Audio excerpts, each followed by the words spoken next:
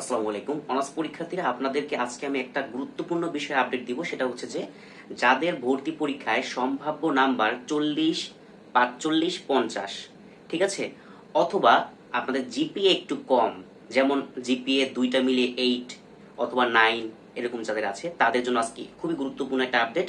যারা এখন পর্যন্ত কোনো ফার্স্ট মেরিটে চান্স পাননি এবং দ্বিতীয় মেরিটের রেজাল্টের অপেক্ষায় আছেন, এবং জানার খুবই ইচ্ছা যে দ্বিতীয় মেরিটে চান্স হবে কিনা অথবা রিলিজ স্লিপে চান্স হবে কিনা, এরকম শিক্ষার্থীদের জন্য এই ভিডিওটা সম্পূর্ণ ভিডিওটা দেখবেন, ঠিক আছে।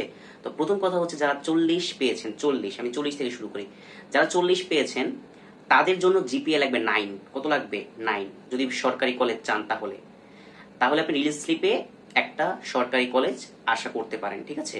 এবং যাদের প্রাপ্ত নাম্বার হচ্ছে 45। এখন বিষয়টা হচ্ছে কি, প্রাপ্ত নাম্বার তো দেখা যায় না, সেটা অনুমানের উপর ডিপেন্ড করে।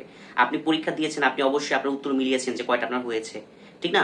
তো ওই সম্ভাব্য নাম্বার যদি আপনি 45 অর্থাৎ 45 পেয়ে থাকেন, তাহলে হচ্ছে আপনার জিপিএ দরকার কমপক্ষে 8.7, অর্থাৎ দুইটা মিলে এসএসসি এবং ইন্টার মিলে 8.7 দরকার সরকারি কলেজের জন্য। তবে আপনাকে সরকারি কলেজ রিলিজ স্লিপে টান দিবে অথবা দ্বিতীয় মেরিটে আপনাকে চান্স দিবে, ঠিক আছে।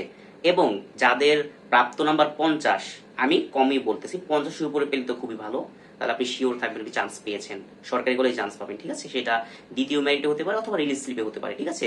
দ্বিতীয় মেরিটে না হলে রিলিজ স্লিপে হবে কিন্তু, কারণ রিলিজ স্লিপে হচ্ছে আপনার অনেক আসন খালি আছে বর্তমানে, আমি যতটুকু জেনেছি। সরকারি কলেজে মোটামুটি ভালো আসন খালি আছে। যাদের প্রাপ্ত নাম্বার 50 তারা 8.5 হলেও চলবে দুইটা মিলে, ঠিক আছে, 8.5 হলেও চলবে সরকারি কলেজের জন্য। এরপরে যারা ধরেন যে জিপিএ কম, দুইটা মিলে 8, দুইটা মিলে 7, আপনাদের ভাই 50 লাগবেই, ঠিক আছে, 50-এর উপরে লাগবে সরকারি কলেজের জন্য।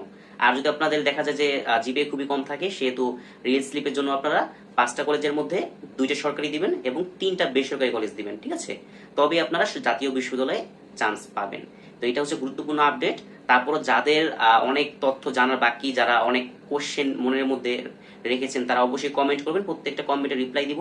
এবং আপনারা যত সমস্যা ফেস করতেছেন প্রত্যেকটা সমস্যা আমাকে এই হোয়াটসঅ্যাপ নাম্বারে বলবেন, আমি প্রত্যেকটা সমস্যার একটা সমাধান দিয়ে দিব, ঠিক আছে। আমি কাজই করি জাতীয় বিশ্ববিদ্যালয় নিয়ে। এবং যারা ভর্তি ক্যান্সেল করতে চান, আপনারা বর্তমানে যেই জাতীয় বিশ্ববিদ্যালয়ে ভর্তি আছেন, ক্যান্সেল করে নতুন করে ভর্তি হতে চান, তারা আমাকে অবশ্যই হোয়াটসঅ্যাপে মেসেজ দিবেন, ঠিক আছে। এবং যারা রিলিজ স্লিপে আবেদন করতে চান আমার মাধ্যমে, তারাও আমাকে এই নাম্বারে কন্ট্যাক্ট করবেন, ওকে।